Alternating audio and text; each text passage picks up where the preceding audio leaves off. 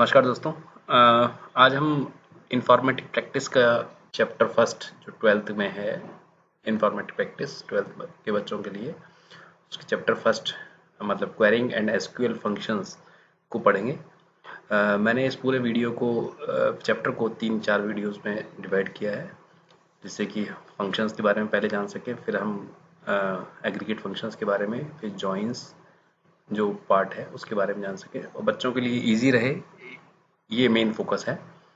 तो चलिए शुरू करते हैं। Quarrying and SQL functions. हम एसक्यूएल कमांड्स के बारे में, जो कि डिफरेंट डेटाबेसेस, डिफरेंट डेटा हम जो माई एसक्यूएल कर रहे हैं उसमें जो हम डिफरेंट कमांड्स यूज़ करते हैं उनके बारे में 11th में पढ़ चुके हैं। आपको कुछ याद नहीं होगा तो भी मैं बीच बीच में याद दिलाता रहूँगा। इसमें हम single row, multi row, aggregating functions, descending order arrange करना, सर्च बेस, कुछ क्राइटेरिया बेस सर्च करना, मल्टीपल टेबल से सर्च करना, ये सब चीज़ें इसमें हम देखेंगे। सबसे पहली चीज़ यहाँ पे जो यूज़ की है, इन्होंने कहा कि create a database called car showroom. तो सिंपल सी कमांड है, क्रिएट डेटाबेस कार शोरूम। तो जब आप ये कमांड लिखेंगे और अपने MySQL की कमांड पे जाके कमांड लिखेंगे तो एक डेटाबेस क्रिएट हो जाएगा कार शोरूम, और आपको यूज़ कमांड करके इस डेटाबेस को यूज़ करना है। यूज़ कार शोरूम जैसे आप लिखेंगे तो वो डेटाबेस यूज़ होना स्टार्ट हो जाएगा। अब उस सारे ऑब्जेक्ट्स जो बनेंगे वो उस डेटाबेस में बनेंगे। इसमें इन्होंने एक सैम्पल डेटाबेस लिया कार शोरूम, जिसमें कि 4 टेबल्स इन्होंने बनाई है, इन्वेंट्री, कस्टमर, सेल और एम्प्लॉयज़। तो सीक्वेंसिंग थोड़ी सी गलत दी हुई है यहाँ पर। Inventory, customer, employees and sale. Sale सबसे लास्ट में टेबल होनी चाहिए, क्योंकि इसकी जो मैपिंग है वो आप देखिए, इन्वेंट्री में कुछ डेटा है जो ये कस्टमर और एम्प्लॉयज़ का डेटा, सबके सब डेटा सेल्स में रेफर हो रहे हैं। तो जब हम रेफरेंशियल इंटीग्रिटी या उनकी बात करते हैं तो हमें सबसे पहले मास्टर टेबल्स पहले बननी चाहिए। तो सबसे पहले हम कस्टमर को देखें तो कस्टमर आईडी, कस्टमर का नेम, एड्रेस, फ़ोन और ईमेल, ये 4-5 फील्ड इसमें है। एम्प्लॉय में एम्प्लॉय आईडी, उसका name, date of join birth, date of joining, designation और सैलरी कितनी है वो इसमें है। इन्वेंट्री क्या होती है? इन्वेंट्री है स्टॉक, कि आखिर कौन सी कार, किस कार आईडी, उस कार का नाम क्या है, उसकी क्या प्राइस है, उसका कौन सा मॉडल है, ईयर ऑफ मैन्युफैक्चरिंग क्या है और फ्यूल टाइप क्या है, पेट्रोल है, डीजल है, सीएनजी है, इस तरह का फ्यूल टाइप, ये सब चीज़ें इन्वेंट्री में रखी जाती है। शोरूम के अंदर ये सब जो कार अवेलेबल है उनकी क्या मॉडल है, क्या प्राइस है, सब कुछ इन्वेंट्री के अंदर है। अब इस कस्टमर ने कौन सी कार खरीदी और वो कार किस एम्प्लॉय ने बेची, ये एक सेल्स डेटा में आ रहा है। कि जब आप सेल होती है तो एक इनवॉइस जनरेट होता है, एक बिल जनरेट होता है। एक कार, कौन सी कार खरीदी गई, किस कस्टमर ने खरीदी और किस एम्प्लॉय ने वो कार बेचने में हेल्प करी, कौन सेल्समैन था, सेल की डेट क्या थी, सेल पेमेंट किस तरह से हुआ और सेल की प्राइस क्या थी, किस प्राइस पे वो सेल हुई। तो कार का प्राइस अलग है और सेल का प्राइस अलग है। इन्होंने कुछ सैंपल डेटा दिया है जिसको कि मैं चाहूँगा कि आप सब लोग इंसर्ट जरूर करें। इन्वेंट्री के अंदर डी से कार आइडिया, कार नेम आ गया, कार 1 और एक ही कार के 2 मॉडल है, LXI VXI, दोनों की प्राइस दी हुई है, 2017-2018 पेट्रोल वर्जन्स हैं। इस तरह से डेटा दिया हुआ है यहाँ पर।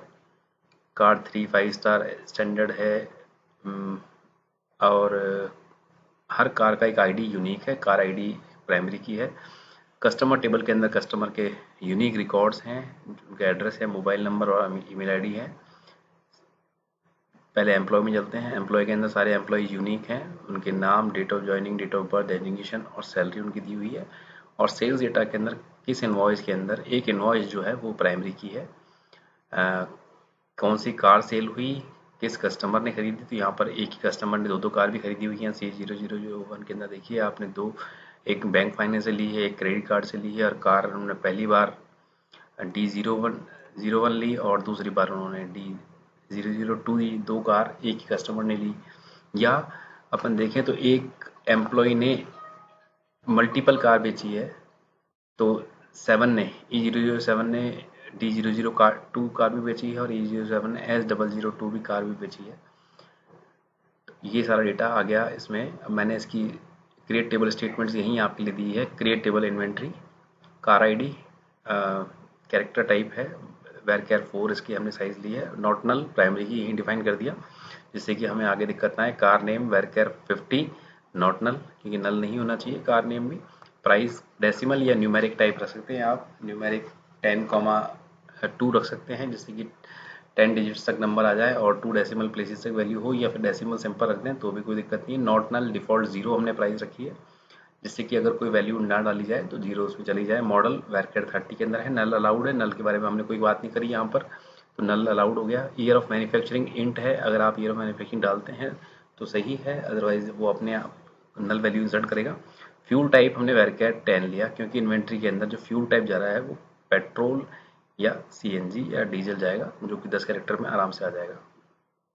कस्टमर में कस्टमर आईडी को हमने वर्कर 5 बनाकर नॉट नल प्राइमरी की कर दिया। Customer name varchar 50 not null, address varchar 100 allowed है, नल फोन और ईमेल सब अलाउड है। एम्प्लॉयज़ को मैंने पहले ऊपर लिया, एम्प्लॉय आईडी को वर्कर 4 में not null primary key, employee name, date of birth, date of joining दोनों डेट टाइप के दे दिया, और डेजिग्नेशन वर्कर 20 और सैलरी डेसिमल टाइप की हमने यहाँ पे ली है। अब आप इस टेबल को देखेंगे तो आपको बिल्कुल क्रिस्टल क्लियर हो जाएगा। Create table sale, invoice number varchar 6 not null primary key, ये हमने प्राइमरी की बनवाया इनवॉइस नंबर को यहाँ पर, और साथ ही कस्टमर कार आईडी को मैंने वर्कर 4 जो बिल्कुल प्राइमरी टेबल के अंदर वर्कर 4 था तो वही का वही लिया नॉट नल, और रेफरेंसेस यहीं पे लगा दिया हमने। रेफरेंस नॉट नल है, रेफरेंस करना चाहिए इन्वेंट्री टेबल से उसकी कार आईडी फील्ड से, तो ये नॉट नल होकर यहीं की यहीं आपकी वैल्यू सेट हो रही है। कस्टमर आईडी को भी मैंने नॉट नल करके रेफरेंस कर दिया कस्टमर टेबल से, कस्ट आईडी से। सेल्स डेट हमने डेट दी, नॉट नल होना चाहिए। पेमेंट मोड वर्कर 20, मैंने इसमें नल के बारे में कोई स्पेसिफिकेशन नहीं दी तो उसमें नल अलाउड हो सकता है। Employee ID not null, reference employee और एम्प्लॉय आईडी, कोई भी इनवॉइस जनरेट होगी वो एक कार के लिए होगी, उसका कस्टमर भी होगा और उसका एक एम्प्लॉय भी होगा। विदाउट इन तीनों चीज़ों के डेट जनरेट नहीं, इनवॉइस जनरेट नहीं होगी, सेल्स डेट भी उसमें आएगी। सेल प्राइस डेसिमल हमने रखा है और उसके बारे में कोई हमने नॉट नल के बारे में कोई स्पेसिफिकेशन नहीं दिया तो नल जा सकती है डेट। परंतु जो सारी वैल्यूज़ दी हुई हैं उन सब में सभी वैल्यूज़ वैलिड हैं, तो इसलिए कहीं दिक्कत नहीं आती कि आपको जो डेटा आएगा वो सब कुछ वैलिड भरा हुआ है। या नल के बारे में कोई क्वेरीज इस चैप्टर में कहीं पे भी रेज नहीं की गई हैं। हम अपने टॉपिक पे आते हैं कि फंक्शंस इन एसक्यूएल। अब फंक्शन है क्या? Function is use to perform some particular task and return 0 और मोर वैल्यूज। ये एक छोटा सा ब्लॉक है जो कुछ काम कर रहा है, उसने पर्टिकुलर टास्क कंप्लीट किया और आपको कुछ वैल्यू, 0 वैल्यू मतलब कुछ भी रिटर्न किया या नहीं रिटर्न किया, मतलब कोई काम करके कंप्लीट खत्म कर देगा। तो functions are applied to work on single और मल्टीपल रिकॉर्ड। अब डेटाबेस की जहाँ बात आती है तो वहाँ पर फंक्शन जो अप्लाई होंगे वो रिकॉर्ड्स पे अप्लाई होंगे। अब एक रिकॉर्ड के एक वैल्यू पे काम किया तो फंक्शन अलग तरह का हुआ, या फिर बहुत सारे रिकॉर्ड्स पे एक साथ काम किया। आपसे पूछा जाए कितने रिकॉर्ड्स थे इन्वेंट्री टेबल के अंदर, तो आप इन्वेंट्री टेबल के रिकॉर्ड्स को काउंट करेंगे। इन्वेंट्री टेबल के अंदर हम देखते हैं 4 और 4 8 रिकॉर्ड्स हैं, 8 रोज आ रही हैं। तो आपने क्या देखा? आपने मल्टीपल रिकॉर्ड्स को यूज़ किया देखने के लिए, तो वो मल्टी रिकॉर्ड्स फंक्शन कहलाएंगे। जब वो कहते हैं काउंट करके आओ आप, तो आपने काउंट करने में क्या किया? सारे मल्टीपल रिकॉर्ड्स। जैसे एम्प्लॉयज़ के अंदर कितने एम्प्लॉयज़ है? 7 एम्प्लॉयज़ यहाँ पे लिखे, 7 एम्प्लॉयज़। अब आपको कहा सारे एम्प्लॉय की सैलरी को सम कर लो, तो आपने क्या किया? मल्टीपल रिकॉर्ड्स पे काम किया, तो मल्टीपल रिकॉर्ड वाली क्वेरी हो गई। किसी ने कहा कि आप फर्स्ट एम्प्लॉय का जो एम्प्लॉय आईडी है वो उसका नंबर पार्ट बताओ, तो आपको सिर्फ एक वैल्यू पे काम करना था कि देखिए ये पहला एम्प्लॉय है, इसके नंबर पार्ट क्या है? 1। ई उसका कोड स्टार्टिंग करेक्टर है, पर जो नंबर पार्ट है वो सिर्फ उसका वैल्यू बतानी है। तो हमने एक सिंगल वैल्यू पे काम किया। तो इस तरह से इन्होंने पूरे डेटाबेस में फंक्शंस दो तरह के होते हैं, सिंगल रो फंक्शन और एग्रीगेट फंक्शन, जो हमने यहाँ पर स्पेसिफिकली देखा। Single row functions scalar functions भी कहलाते हैं। तो सिंगल रो फंक्शन का दूसरा नाम हो गया स्केलर फंक्शन। तो इस जो वीडियो में हम कर रहे हैं सिर्फ स्केलर फंक्शंस तक का ही काम करेंगे, जिससे कि आप एक चीज़ के बारे में पूरा जान सकें 10 मिनट के अंदर अंदर। Single row functions are applied on a single value, एक सिंगल वैल्यू पे अप्लाई होंगे, और रिटर्न सिंगल वैल्यू ही करेंगे। इनको भी 3 कैटेगरीज में डिवाइड किया है, न्यूमेरिक फंक्शंस, स्ट्रिंग फंक्शंस और डेट फंक्शंस। अब बहुत इंटरेस्टिंग फैक्ट यहाँ पर है, न्यूमेरिक फंक्शंस या मैथ फंक्शन जिनको कहते हैं, accept numerical values as input and return a numerical value as a result. ये न्यूमेरिक वैल्यू लेंगे और न्यूमेरिक ही देंगे। स्ट्रिंग फंक्शंस जो हैं कैरेक्टर लेंगे इनपुट और रिटर्न करेंगे कैरेक्टर या न्यूमेरिक, मतलब ये कैरेक्टर लेंगे और कैरेक्टर या न्यूमेरिक वैल्यू रिटर्न करेंगे। डेट फंक्शन जो है वो डेट या टाइम लेंगे इनपुट और रिटर्न क्या करेंगे? न्यूमेरिक भी रिटर्न कर सकते हैं, स्ट्रिंग भी रिटर्न कर सकते हैं और डेट एंड टाइम भी रिटर्न कर सकते हैं। तो ये बड़ी इंटरेस्टिंग मैथमेटिक्स बन गई कि जो सीक्वेंसिंग है उसी सीक्वेंस के अकॉर्डिंग ये न्यूमेरिक तो लेंगे, तो सब इनपुट न्यूमेरिक ही, स्ट्रिंग लेगा, डेट फंक्शन डेट और टाइम ही लेंगे इनपुट में, तो पर आउटपुट में क्या कर रहे हैं, ये न्यूमेरिक सिर्फ न्यूमेरिक आउटपुट दे रहा है, स्ट्रिंग क्या दे रहा है आउटपुट, स्ट्रिंग भी दे सकता है और न्यूमेरिक वैल्यू भी आउटपुट दे सकता है, और डेट क्या दे सकते हैं, डेट भी देंगे, स्ट्रिंग भी दे सकते हैं और न्यूमेरिक भी दे सकते हैं, तीनों तरह के आउटपुट में वैल्यूज मिल सकती हैं। आगे चैप्टर के अंदर अभी हम यही कर रहे हैं। न्यूमेरिक फंक्शंस में देखिए बहुत 3 फंक्शंस पे प्रेसाइज इन्होंने फोकस किया है। पावर फंक्शन जो कि हर मैथमेटिक्स स्टूडेंट के लिए बहुत ईजी है। पावर क्या है, सिंपल x कॉमा वाई दो वैल्यू पास करो, उसमें जो भी 2,3 आपने पास किया तो 2 की पावर 3 मतलब 8 क्यूब आ गया, 2 की पावर 4 16 आ जाएगा आंसर। राउंड, ये थोड़ा ट्रिकी क्वेश्चन है। राउंड जब हम फोर्थ फिफ्थ की मैथमेटिक्स करते हैं तो उसमें राउंडिंग ऑफ समझाया जाता है, तो यहाँ पे वो राउंडिंग ऑफ ही है, पर बच्चे बहुत कंफ्यूज होते हैं इसको लेकर, तो इसलिए इसकी मैथमेटिक्स देखिएगा। राउंड ऑफ के अंदर एक नंबर पास किया गया है जिसमें डेसिमल्स हैं, और डी ये बताया गया कि आपको कितने डेसिमल प्लेसेस तक की वैल्यू रखनी है। अगर आपने 0 कर दिया तो कोई डेसिमल प्लेस की वैल्यू नहीं आएगी और वो नंबर अपने नियरेस्ट इंटीजर पार्ट पे राउंडिंग हो जाएगा। 2912.564, इसमें इन्होंने कहा कि मुझे एक ही डेसिमल के बाद में एक ही वैल्यू चाहिए, तो डेसिमल के बाद में एक वैल्यू 5 ही आती है, परंतु फिर 64 क्या करेगा, 5 64 जो है वो 5 के बाद वाला जस्ट नेक्स्ट डिजिट जो है 6 है, वो 6 क्या है, 5 से बड़ा है। 5 या 5 से बड़े डिजिट क्या करते हैं, इसको अपर राउंड कर देते हैं, तो मतलब 5 खुद किस में कन्वर्ट हो जाएगा, 6 में, तो 2912.6 आंसर इसका आएगा, क्योंकि इन्होंने क्या कहा, डेसिमल के बाद में एक वैल्यू तक ही रखना है मुझे। जब आपने डेसिमल के बाद वाली कोई बात ही नहीं करी, कॉमा लगा के कोई दूसरा पैरामीटर नहीं दिया, तो ये क्या करेगा 283.2, अब 0.2 या तो इसमें 0.8 जोड़ दो, 284 बन जाए या 283 बन जाए बस, तो 2 है ये लोअर राउंड होएगा हमेशा, 283 रह गया यहाँ पर, 2 क्या हो जाएगा, 0 में कन्वर्ट हो जाएगा। तो इंटीजर इसका नियरेस्ट इंटीजर कौन सा है, 283 या 284, 283 है, क्यों, क्योंकि डेसिमल के बाद में जो वैल्यूज आ रही हैं वो 0.5 से इक्वल या उससे बड़ी नहीं है। तो ये राउंड फंक्शन जो है ये बहुत ट्रिकी क्वेश्चन हो गया, इसके बारे में आपको क्वेश्चन आ सकते हैं एक एक नंबर के। मॉड, मॉड्यूलस, ये आपने बहुत, परसेंटेज ऑपरेटर आपने पाइथन में भी किया होगा। मॉड ऑपरेटर कई जगह पर और लैंग्वेजेस में भी काम आता है, सिंपल रिमाइंडर निकालने के लिए। रिमाइंडर निकालेंगे आप, ए को बी से डिवाइड करें और जो रिमाइंडर आएगा, 21 को 2 से डिवाइड किया, 2 के टेबल में 21 आएगा, 10 बार 20 चला गया, 1 रिमाइंडर बचा हमेशा। तो आप 3 से करेंगे तो कोई रिमाइंडर 0 बचा, क्योंकि 3 टेबल में 21 पूरा आता है, 21,3 आपने किया तो रिमाइंडर आउटपुट 0 आएगा। अब इन्होंने एग्जाम्पल लिए बहुत सुंदर से। इन्होंने क्या कहा, पहला क्वेश्चन उन्होंने कहा कि जीएसटी, देखिए अब अपन फंक्शंस लगाते कैसे हैं, सेलेक्ट में ही लगा दें या तो फंक्शन को, या फिर आप वेयर क्लॉज में या कहीं पे भी एस फंक्शन को लगा सकते हैं, कई जगह लगाने के तरीके हैं। इन्होंने जो अभी क्वेश्चंस दे रखे हैं वो सिंपल दे रखे हैं कि भाई आप increase the sales, suppose the car dealer decide to offer his customers to pay the total amount in 10 equal EMIs। Car showroom जो हमने बनाया उसमें ऑफर दिया गया कस्टमर्स को, भाई आप अपनी जो कार का प्राइस है वो 10 इक्वल इंस्टॉलमेंट में चुका सकें। Assume that EMIs are required to be in multiple of 10,000, तो अगर 20,000 टोटल प्राइस थी तो 10,000 की 2 EMI आएगी, अगर 1,00,000 प्राइस थी तो 10,000 की 10 EMI आएगी। अब 1,05,000 रुपये प्राइस है तो 10,000 की कितनी आएगी, 10,000 की 10 EMI आएगी, प्लस 5,000 रुपये आपको एक्स्ट्रा पे करने पड़ेंगे। यही पूरे क्वेश्चंस में इन्होंने रिपीट किया है। Dealer want to list the car ID and price along with the following data from the inventory table. अब उन्होंने क्या क्या कहा, भैया आप तो मुझे बताओ कि जीएसटी, क्योंकि टैक्स लगता है, तो उन्होंने कहा जीएसटी जो कार पे लगेगा वो 12% लगेगा। तो 12% कैसे, 12% आपने प्राइस को 12 से मल्टीप्लाई कर दिया डिवाइड बाय 100, सिंपल। यहाँ 12/100 इंटू प्राइस किया, जबकि मेरा मानना है कि आप जो कैलकुलेशंस करते हैं वो प्राइस इंटू 12/100 करेंगे, तो आपके लिए कैलकुलेशंस बहुत इजी है। प्लस इन्होंने क्या कहा, nearest to 1 place decimal place तक के लेके आना, बस एक प्लेस तक डेसिमल तक के लेके आना है आपको। तो जो राउंड फंक्शन लगाया आपने जो कैलकुलेशन करी है, ये कैलकुलेशन पार्ट है, ये कैलकुलेशन किया, इसको राउंड के अंदर रख दिया, तो राउंड के अंदर क्या होगा, ये कैलकुलेशन होगी, उसका जो आंसर आएगा वो 1 प्लेस ऑफ डेसिमल तक ही रह जाएगा।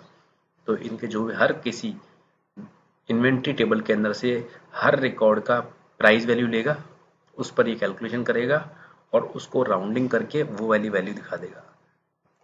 तो इसने पहले रिकॉर्ड, जितने रिकॉर्ड थे उस इन्वेंट्री टेबल के अंदर 8 रिकॉर्ड थे, तो 8 रिकॉर्ड की यहाँ पर 8 की जीएसटी अमाउंट आ गया। फिर उन्होंने कहा कि भाई दूसरा काम करो कि एक नया कॉलम बनाओ फाइनल प्राइस का, जिसमें कि इन्वेंट्री जोड़ दो, तो जीएसटी जोड़ दो। कि इन्वेंट्री टेबल के अंदर जो पहला प्राइस कॉलम दिया हुआ है, प्राइस सिंपल कार की एक्स शोरूम प्राइस है, 1,05,000 रुपये में कोई कार मिल रही है, 5,50,000 रुपये में कोई कार मिल रही है, उस पर टैक्स भी लगेगा। तो टैक्स इन्होंने कहा कि यार हमने बनाया ही नहीं फाइनल प्राइस कॉलम, तो बनाना पड़ेगा। तो आपको याद हो फिर से पीछे 11th में न चलें तो वहाँ पर एक ऑल्टर टेबल कमांड थी, जिससे कि आप किसी भी टेबल की डेफिनेशन को मॉडिफाई कर सकते हैं। ऑल्टर, क्रिएट, ऑल्टर और ड्रॉप, ये 3 टेबल्स के ऊपर काम करती हैं। और डेटा पे जब बात आती है तो create table, alter table, drop table ये वाली आएगी। डेटा पे जब बात आएगी तो आप इंसर्ट, अपडेट, डिलीट, ये ही 3 कमांड जनरली यूज करते हैं।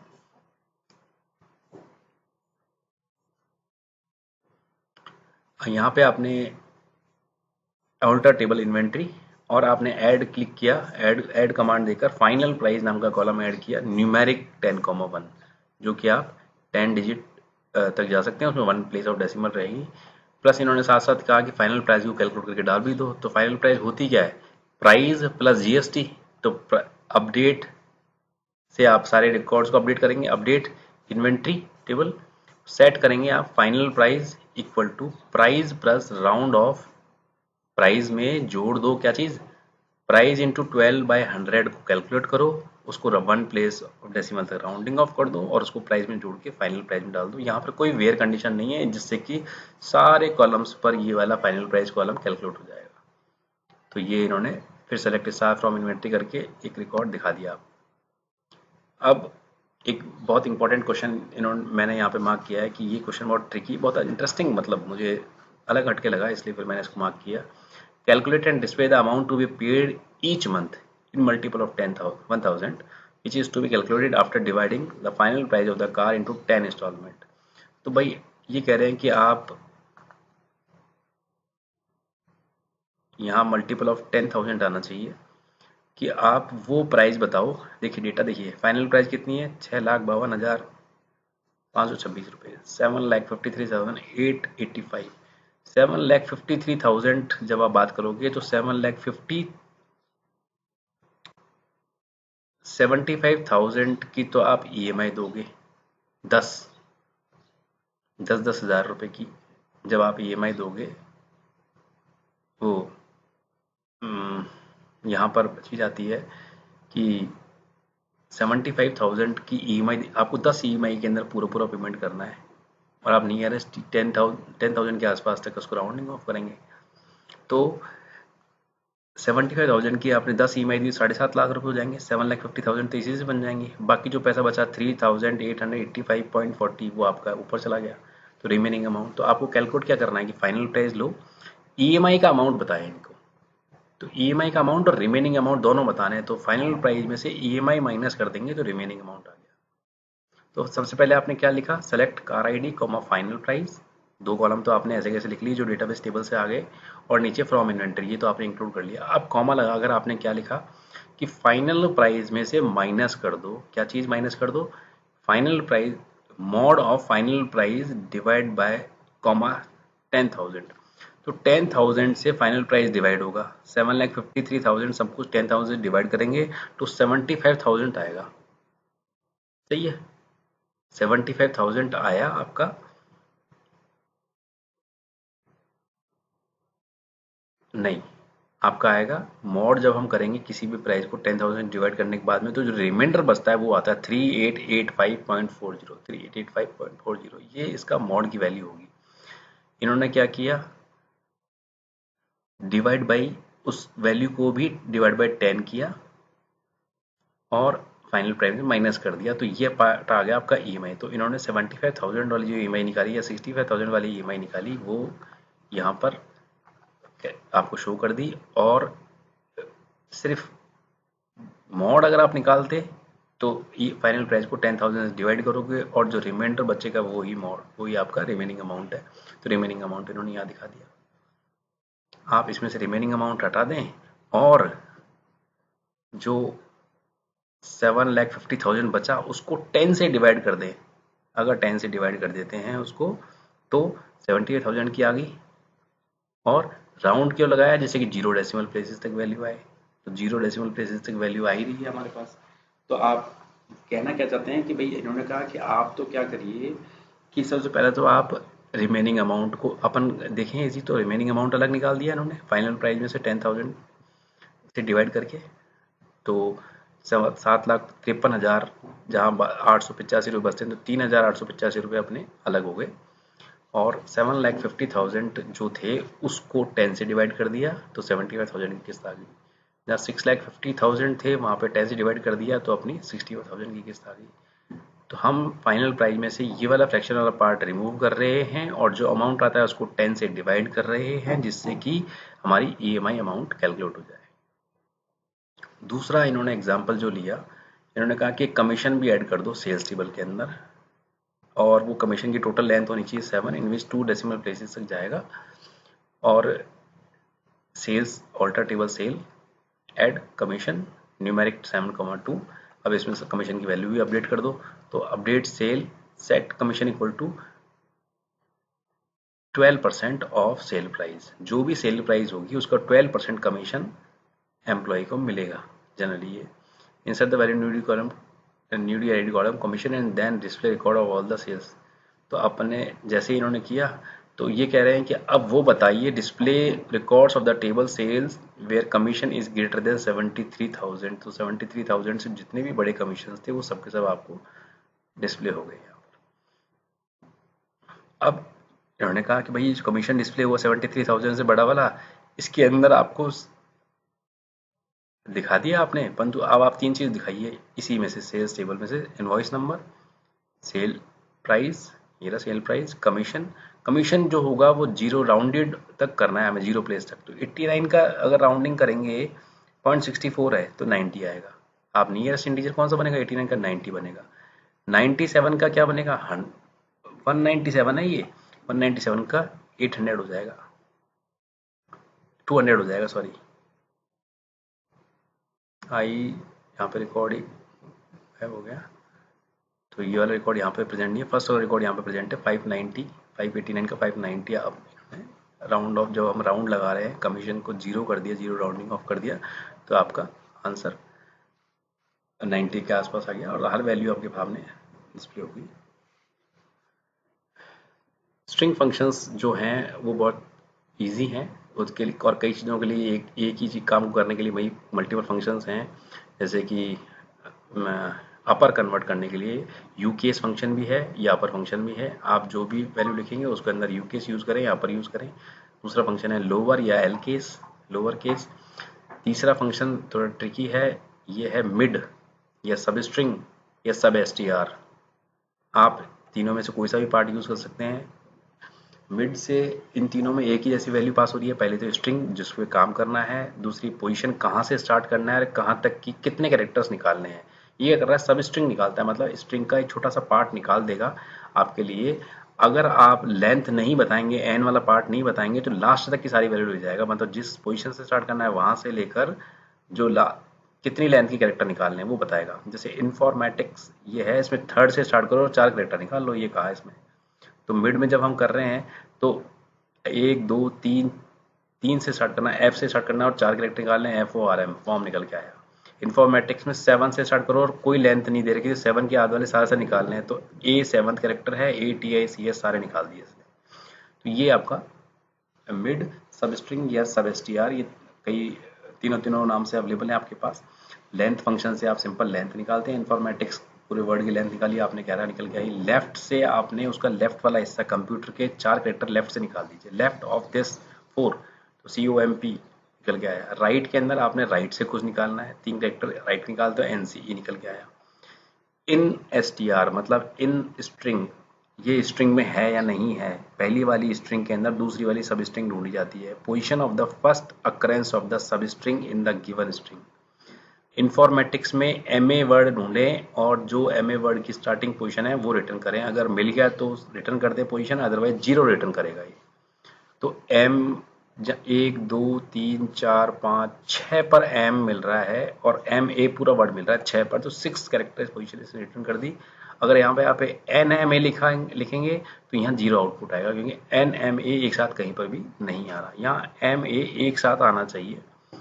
L ट्रिम और R ट्रिम और ट्रिम, ये फंक्शंस लीडिंग और ट्रेलिंग स्पेसिस को, वाइट स्पेस को रिमूव करने के काम आते हैं। एल ट्रिम से आप लेफ्ट में अगर कोई भी स्पेस आ गया किसी कैरेक्टर के तो वो हटा देगा, और आर ट्रिम के अंदर अगर किसी के, जैसे कुछ लोग नाम लिखते हैं उसके बाद में एक स्पेस एंटर टैब दबा देते हैं या एंटर स्पेस बार दबाते हैं तो उसके बाद में एक स्पेस एक्स्ट्रा ऐड हो जाता है, तो वो यूजलेस है।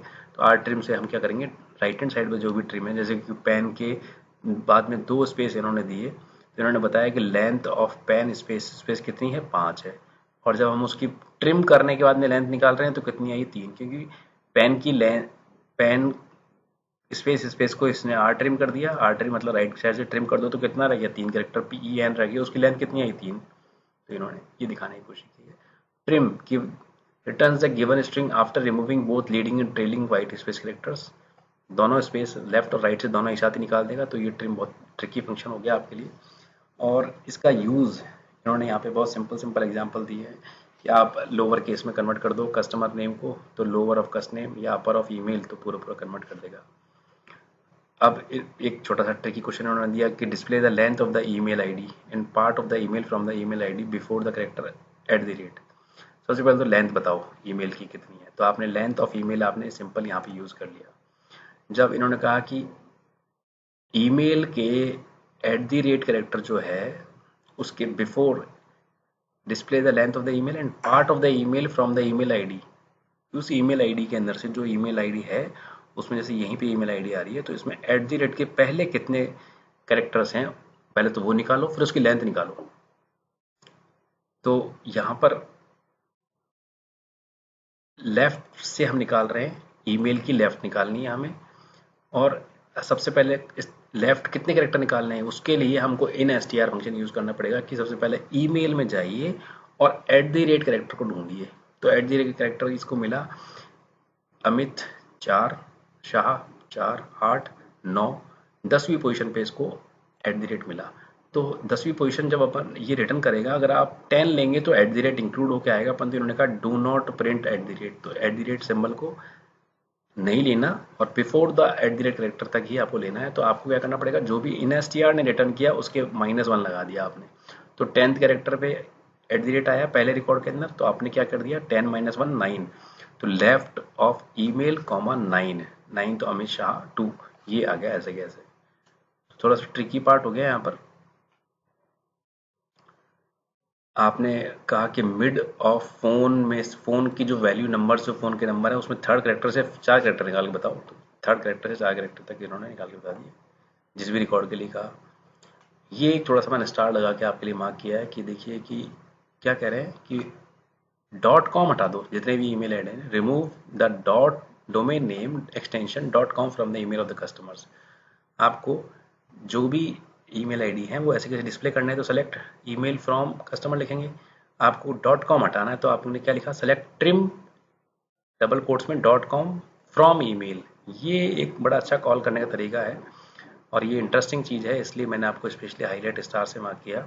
इससे आप ध्यान रखें कि ट्रिम का कॉल करने का तरीका चेंज हो गया। ट्रिम जो फंक्शन यूज हो रहा था उसमें तरीका था, ट्रिम के अंदर स्ट्रिंग जा रही थी, परंतु यहाँ पर ट्रिम क्या कर रहा है, .com फ्रॉम ईमेल। तो .com हटा देगा, किसमें से, ईमेल में से हटाकर लेगा और उसमें से हटाकर उसके बाद में ट्रिम करके देगा आपको। तो यहाँ पर .com वाला वर्ड हर जगह से गायब हो गया। ये हो गए स्ट्रिंग फंक्शंस। ये एक एग्जांपल इन्होंने रेलिवेंट नहीं है वो यहाँ पर दे दिया। डेट एंड टाइम फंक्शंस में, function that are use to perform operations on date and time, ये डेट और टाइम के ऊपर, जैसे कि करंट डेट दिखानी है, करंट टाइम चाहिए हमको, डेट चाहिए, डे निकालना है, मंथ निकालना है, ईयर निकालना है, या डे का नाम निकालना है, मंडे ट्यूसडे वेडनेसडे, या मंथ का नाम निकालना है, जैन फेब मार्च। तो ये वाले पार्ट इसके अंदर हैं। तो इसके कुछ क्वेश्चंस हैं। नाउ वो फंक्शंस जो है, नाउ क्या करेगा, simple current date and time पूरा देगा आपको। डेट, तो डेट सिर्फ डेट पार्ट देगा आपको ऑफ द गिवन, जो भी इसमें वैल्यू आपने पास की, डेट ऑफ नाउ, आपने नाउ इसमें पास कर दिया तो नाउ में से करंट डेट एंड टाइम लेगा, उसमें से डेट पार्ट निकाल देगा सिर्फ। मंथ से सिर्फ मंथ का नंबर निकालेगा। मंथ नेम से उस डेट के आपने जो डेट पास करी उस मंथ का नाम निकालेगा, नवंबर, अक्टूबर, नवंबर, जैन, फेब, मार्च, इस तरह से। ईयर से आपका ईयर पार्ट निकाल देगा कि आपने 2003 10/03 दिया। माई एसक्यूएल के अंदर डेट हमेशा Y Y Y Y minus MM minus DD format में काम करती है, इसलिए आप इसमें ध्यान रखें। ईयर के अंदर आपको सिर्फ ईयर पार्ट निकाल के दिया। डे में जैसे आपने डे ऑफ डेट लिखा तो डे ऑफ आप नाउ लिखेंगे तो नाउ में क्या था, 11 जुलाई 2019 तो 11 निकल के आएगा। अगर डे क्लिक करेंगे, यहाँ पर इन्होंने क्या दिया 24/3/2003 तो डे में 24 निकल के आ गया। डे नेम में ये जो डे है 24 मार्च का, जो इन्होंने 11 जुलाई 2019 का जो डे दिया यहाँ पर डे नेम, तो 11 जुलाई को क्या डे था, थर्सडे था तो थर्सडे निकाल के दे दिया इन्होंने। ये सारे फंक्शंस आपके हो गए डेट टाइप वाले। इस पे इन्होंने एग्जांपल्स जो दिए हुए हैं those are not very complicated, तो बहुत इजी है कि इन्होंने कहा select the day month number and year of joining of all the employees. तो डेट ऑफ ज्वाइनिंग का डे निकाल दी, डेट ऑफ ज्वाइनिंग का मंथ निकाल दी, डेट ऑफ ज्वाइनिंग का ईयर निकाल दिया, आपने सब चीज़ों को अलग अलग कर दिया। If the date of joining is not a Sunday, then display it in the following format: Wednesday 26 November 1979। Sunday नहीं होना चाहिए, तो आपने क्या लिखा, आपकी वेयर कंडीशन में क्या आएगा, day name function of date of joining यहाँ पे पास होगा, नॉट इक्वल टू संडे आपका कंडीशन बनेगी। तो देखिए day name date of joining not equal to Sunday जब आप लिखेंगे इसके अंदर, तो वेयर कंडीशन में वो सारे रिकॉर्ड फिल्टर हो जाएंगे जिनकी डेट ऑफ ज्वाइनिंग संडे नहीं थी। प्लस अब आपने जो डेटा इन्होंने निकालने के लिए कहा, तो वेनसडे 26, तो डे नेम वेनसडे, ट्यूसडे 26 या डे आ गया, उसके बाद में मंथ का नेम आ गया और ईयर आ गया। इन्होंने चारों कॉलम अलग अलग निकाल के दिखा दिए आपके सामने। ये हो गए हमारे कुछ बेसिक स्केलर वैल्यू फंक्शंस या सिंगल रो फंक्शंस जो हमने इस वीडियो पार्ट में किए। नेक्स्ट वीडियो पार्ट में हम एग्रीगेट फंक्शंस और बाकी चीज़ें आगे वाली पार्ट्स में कुछ करेंगे जो इस चैप्टर को कंप्लीट कर देगा। मैं आपसे रिक्वेस्ट करूंगा कि आप हमारे चैनल को जरूर सब्सक्राइब करें, इससे लगातार वीडियोज़ के बारे में आपको जानकारी मिलती रहेगी। धन्यवाद।